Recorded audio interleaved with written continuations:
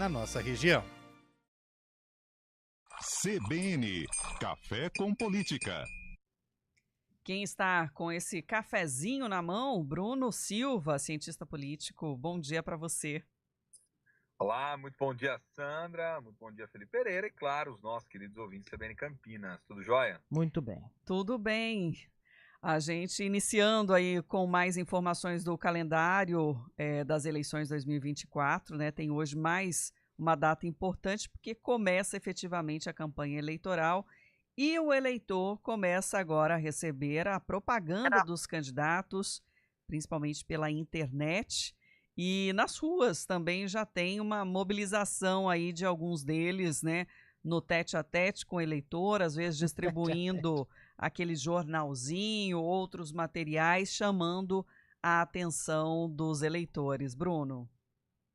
Agora começou de verdade a campanha, né, Sandra? A gente sabe que ela vai... É que nem aquele carro quando de manhã, o Felipe Pereira, você sabe que você tá no álcool, né? Então você precisa dar aquela batidinha, né? Os carros mais antigos, né? Para ir pegando, então vai devagarinho, depois vai evoluindo, e aí você espera que lá no final tenha força suficiente para poder ter uma vitória eleitoral, obviamente, né? Então as campanhas começam assim, com ritmo um pouco mais tranquilo, embora nesse ano, confesso, tenho visto até uma certa atividade, vamos dizer assim, mais intensa por parte de muitos candidatos, sobretudo candidatos a prefeito, a vereador, que esperaram da meia-noite, por exemplo, e produziram vídeos ali, né? Olha, meia-noite então agora tá valendo, tá aqui o meu nome, meu número, ou seja, demonstrando aí a ansiedade, inclusive, para tentar colocar o seu nome na praça, que nós tivemos esse longuíssimo período de pré-campanha, onde a gente falou aqui com o nosso querido ouvinte, onde os candidatos não podiam pedir votos efetivamente, né? Então agora eles já podem pedir os seus votos, podem apresentar os seus números, mostrarem ao que vieram, como a Sandra disse, entregar os seus jornalzinhos, panfletos, flyers, fazer a divulgação das redes, destacar pontos do governo, enfim, começou. E em Campinas, só para a gente poder trazer também, né, Sandra, essa informação aí, até agora consta no Divulgacante, portanto, 5 registros de candidaturas, né, a prefeito, Angelina Dias do PCO em chapa pura, Dário Saad aí do Republicanos, com uma grande coligação, diga-se de passagem, né, que envolve aí vários partidos, Republicanos, PSB, PL, PSD, Podemos, PP, MDB, Solidariedade, Avante, PRTB, Democracia Cristã e PRD. E metade do União Brasil.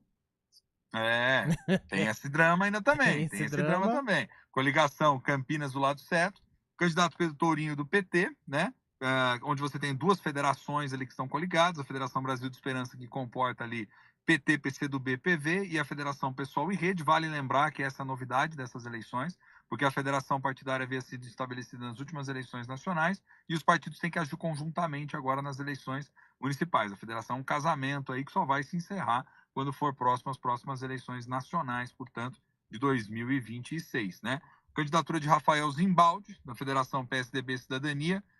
Agir também está junto, o partido, PDT, PMB e União Brasil, que é o grande ponto aí que a gente já trouxe aqui de debate e discussão com os nossos queridos ouvintes aqui no Café com Política. Wilson Matos, do Novo, também chapa pura. Além disso, né, só para efeitos de comparação, em 2020 nós tivemos 14 candidatos. Nossa. Tem a memória fresca aí, Campineiro, né? 14 candidatos, sendo que deles 2 estavam inaptos na época também para disputar as eleições, ou seja, uma diminuição significativa na quantidade de candidaturas que de alguma forma antecipa um cálculo político dos partidos, porque sabe que vão enfrentar um candidato à reeleição, que é o atual prefeito, que muda certamente o cálculo eleitoral. E do ponto de vista dos vereadores, né, até o momento temos registrado 619 candidatos, ainda ontem eu trazia essa informação aqui, né, de mais de 900 possíveis para Campinas, sendo que em 2020 foram 943 registros, embora nem todos estivessem aptos ali no processo eleitoral, até porque a justiça demora, às vezes, para dar ali o parecer final, se o candidato tal não está com a situação validada. O fato é que, né, há uma diferença significativa, bem menos candidatos, pelo menos até agora, né, gente? Porque algumas informações, às vezes, ainda vão ser inseridas no sistema também. Você falou da demora da Justiça, tem uma decisão rápida, viu, da Justiça Eleitoral de Limeira, com base aí num pedido do Ministério Público, impugnando a candidatura de Murilo Berbet Avigo Félix, do Podemos, ao cargo de prefeito lá na cidade, requerendo à Justiça, então, esse indeferimento do registro dele. Segundo a alegação aí protocolada pelo Ministério Público, o candidato está com direitos políticos suspensos em decorrência de condenação em primeira e segunda instâncias por ato de improbidade administrativa. Essas condutas geraram lesão, segundo o Ministério Público, aos cofres públicos, né, enriquecimento também ilícito, e após o recurso, a sentença, então, foi mantida por decisão do Colegiado do Tribunal de Justiça de São Paulo, que foi publicada lá no ano de 2021.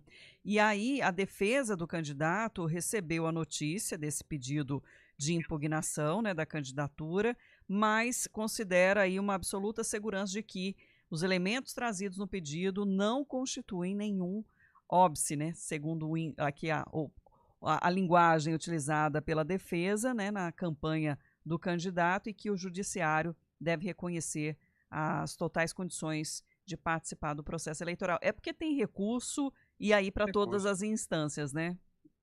Exato. Recurso, né, Sandra? Nesse caso, né, o Ministério Público, óbvio, vai na cola, porque se já tem ainda mais essa questão das condenações aí. E, gente, cá entre nós, né?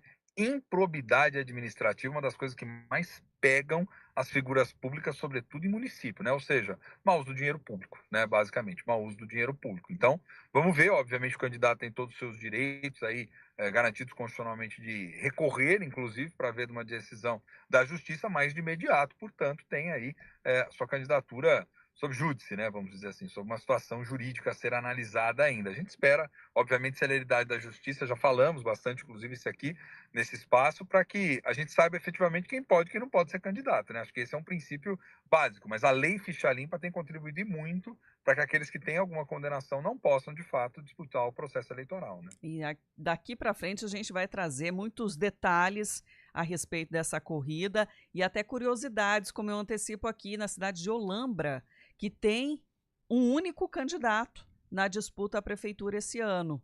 É curioso isso, né? Porque aí tem regras específicas também para que ocorra efetivamente a eleição do candidato. É o Fernando Henrique Capado, do Partido Social Democrata, que tem uma coligação com Republicanos, MDB, POD, PL, a Federação PSDB, Cidadania, PSD, enfim, a coligação ampla, mas com um único partido, com um único candidato, desculpa.